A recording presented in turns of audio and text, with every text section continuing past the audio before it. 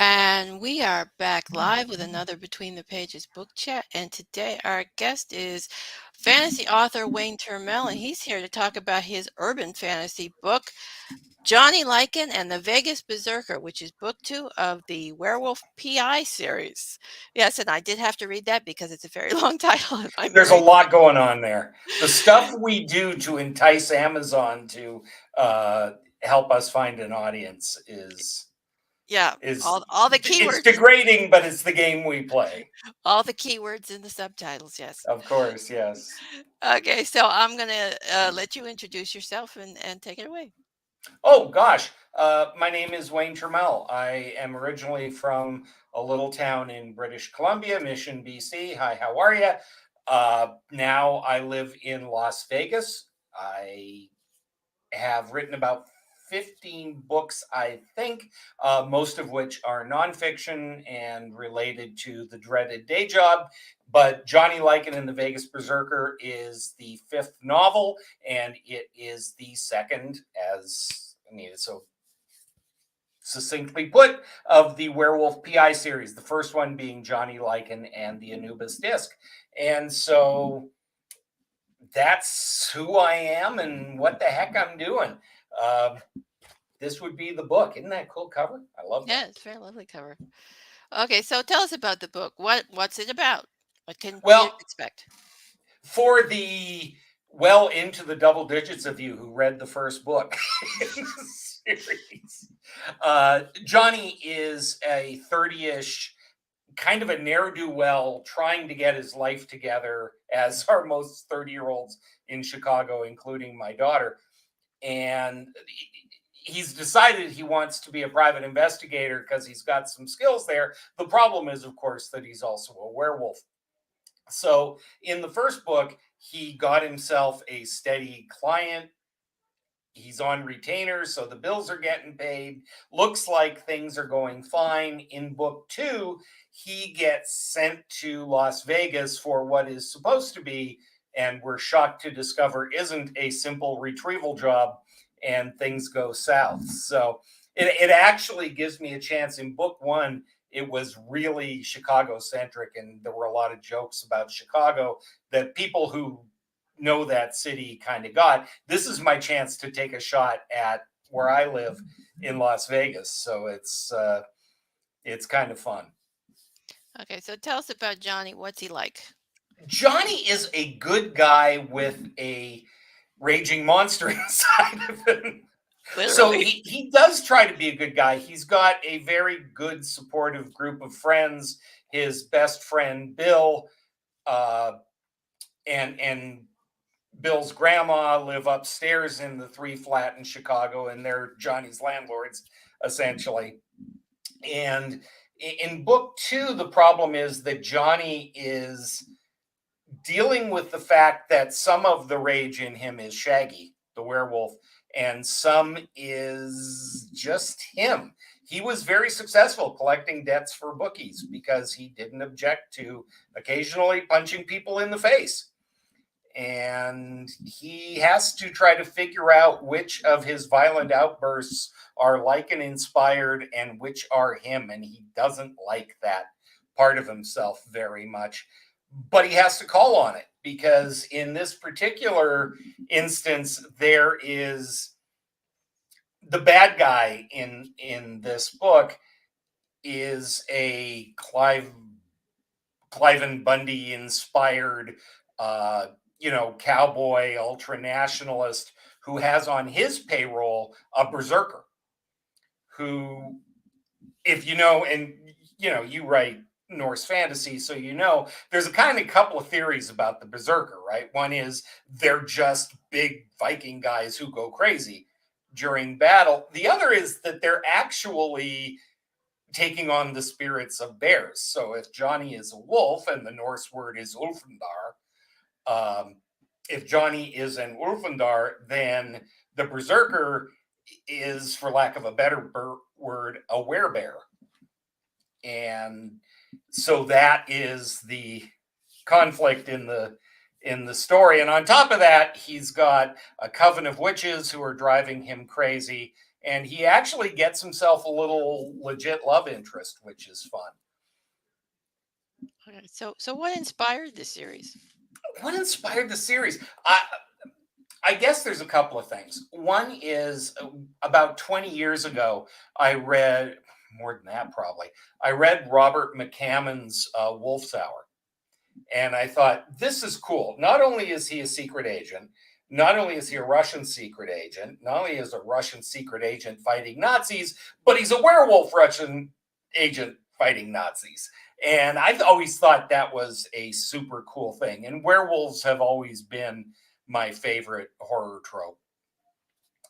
And so I literally had a dream where I imagined this fight between a werewolf detective and a Russian gangster. And that's kind of where it started. Up until then, my short fiction had been all over the map, but my first 3 novels were historical fiction. So for me to take this kind of, radical left-hand turn into a whole new genre was kind of a leap of faith. But, like I said to myself at that point, what am I going to irritate both my fans? So, oh no, my audience is going to be outraged.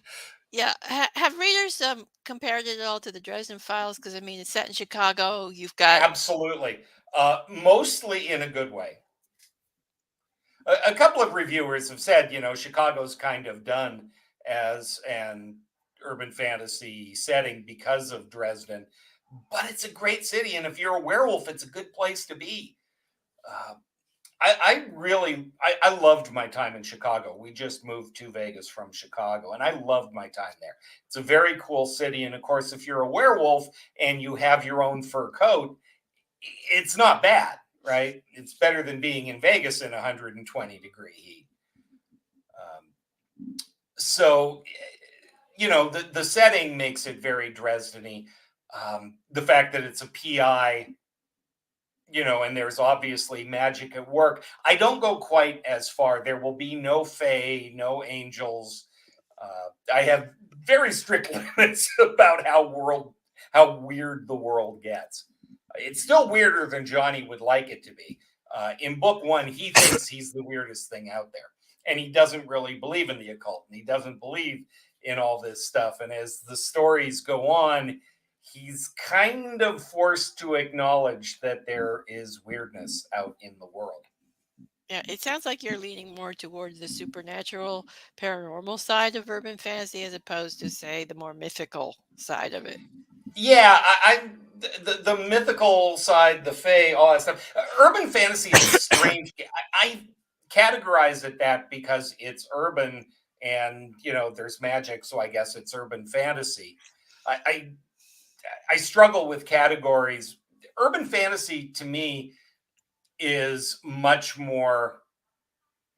Well, here's an example with urban fantasy. When we were looking for cover art, all the urban fantasy cover art that we could find were these guys with incredibly chiseled bodies and 6-packs, and they were all incredibly smooth. And Johnny is a hairy guy. He's a werewolf. I mean, to look like that, he'd have to wax 27 days a month.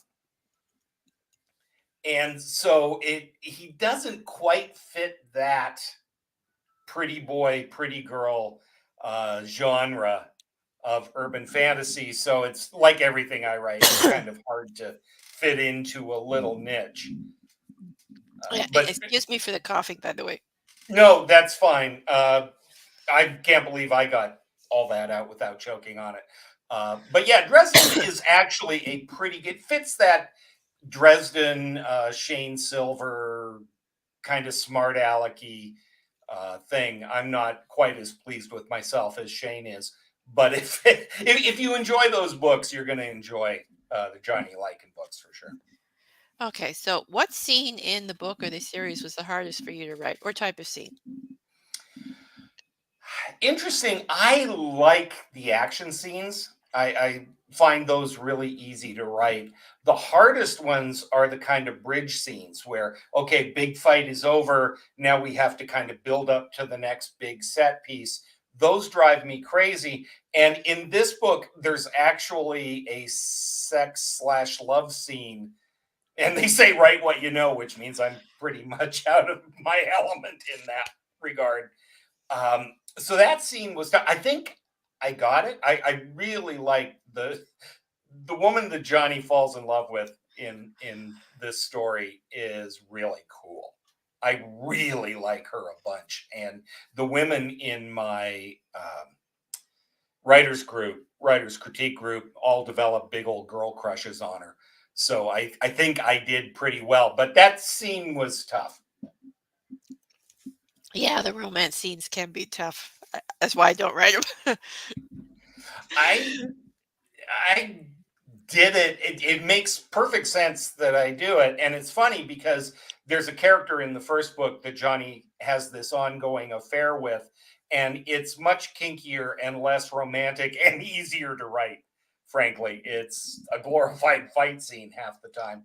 Uh, but when there's romance involved, it's the tone is different, and that took some chops.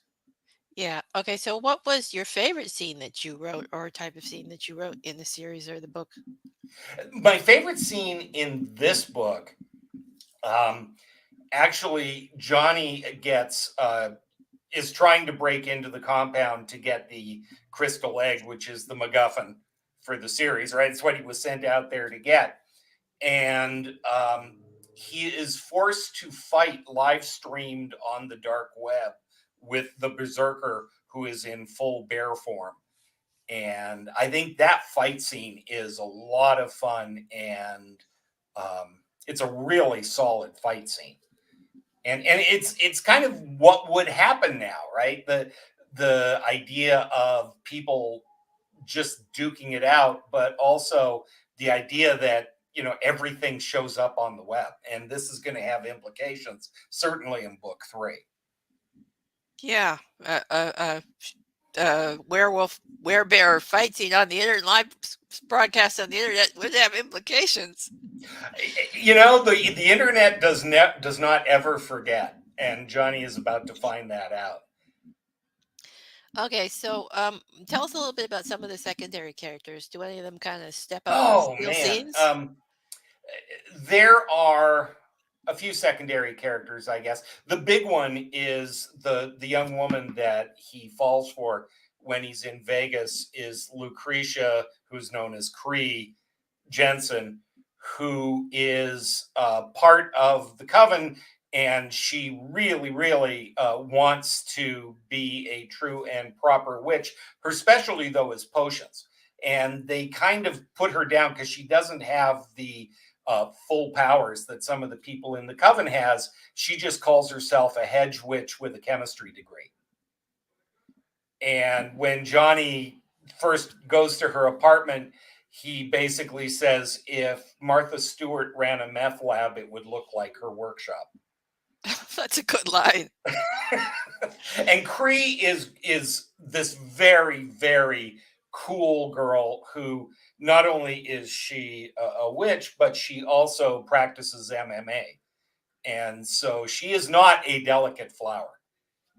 And she's a good match for Johnny. As a matter of fact, she kind of takes the lead in the relationship, which throws him off a bit, which makes it part of the charm. The other supporting characters, there are some from the first book. His best friend, Bill, who I really like. Bill has been Johnny's basically only friend since high school. Bill happens to be gay. Johnny saved him from a gay bashing, so he walks with a crutch. He's disabled, and yet it doesn't stop him from supporting Johnny and taking part in some of the adventures. And so Bill is very cool, although he's very closeted.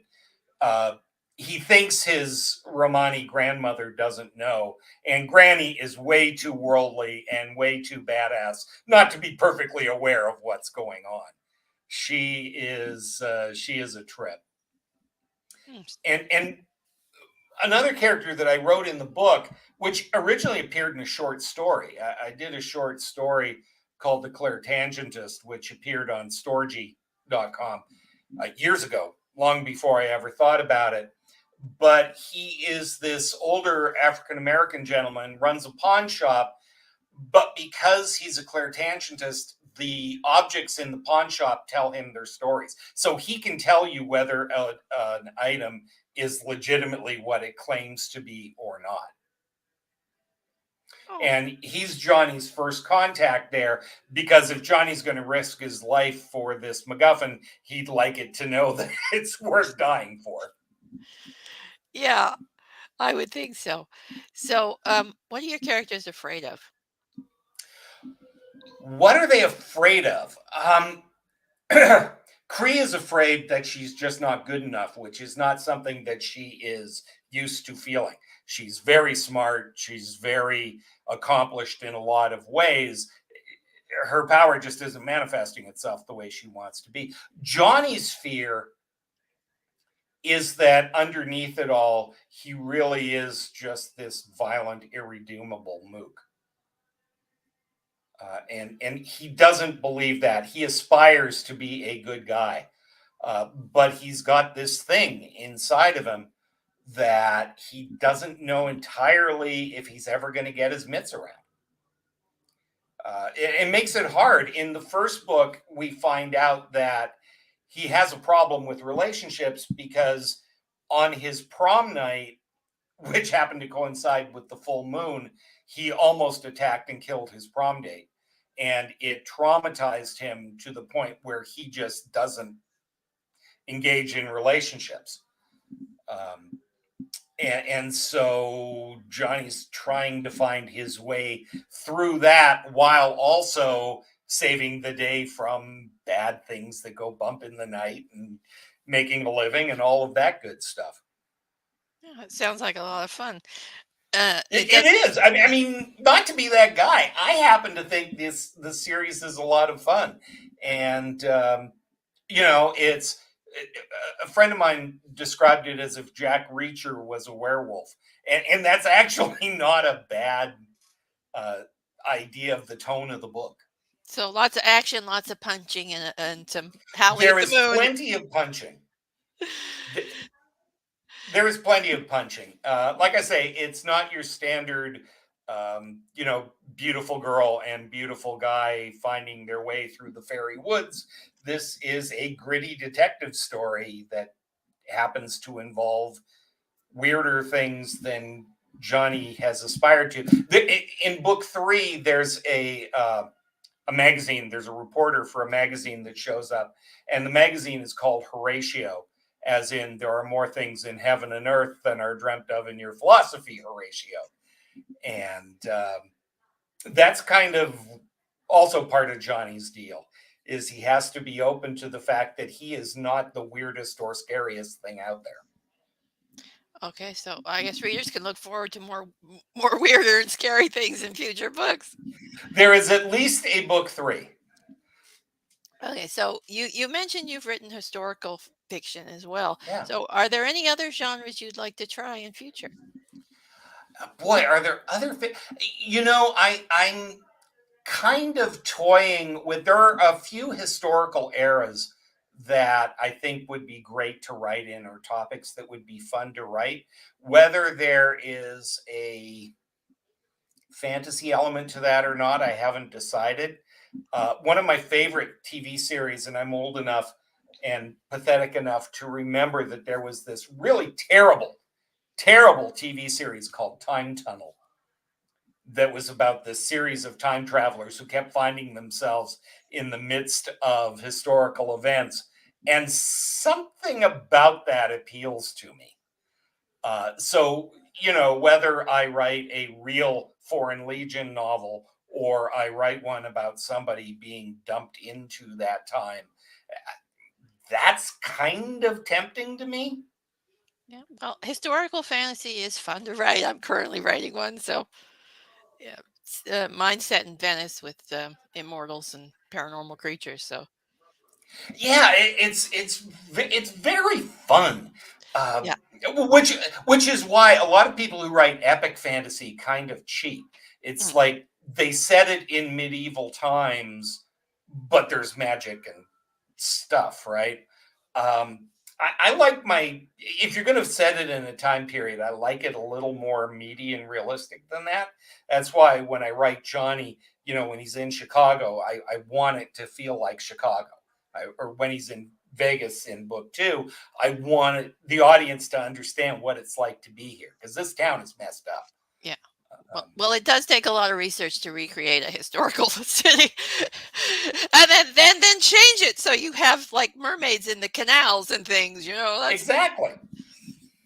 But yeah, it's fun to write. So I love history anyway. So a lot of my fantasy stories have some sort of historical element to them. So yeah, I do too. I think the problem with history is that it is badly taught. It's yeah. not that it's not interesting; it's badly taught. Oh yeah. There's a lot of things in history that they don't teach in schools.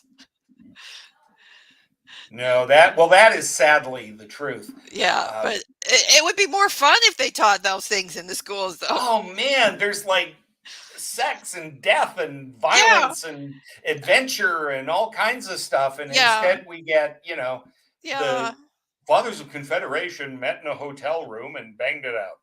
Yeah. I mean, I found out that they used to do public autopsies in Italy, and that's going in the book because the Yeah, second it book has is. a doctor, and I'm going, yeah, there's a public autopsy scene now in the book.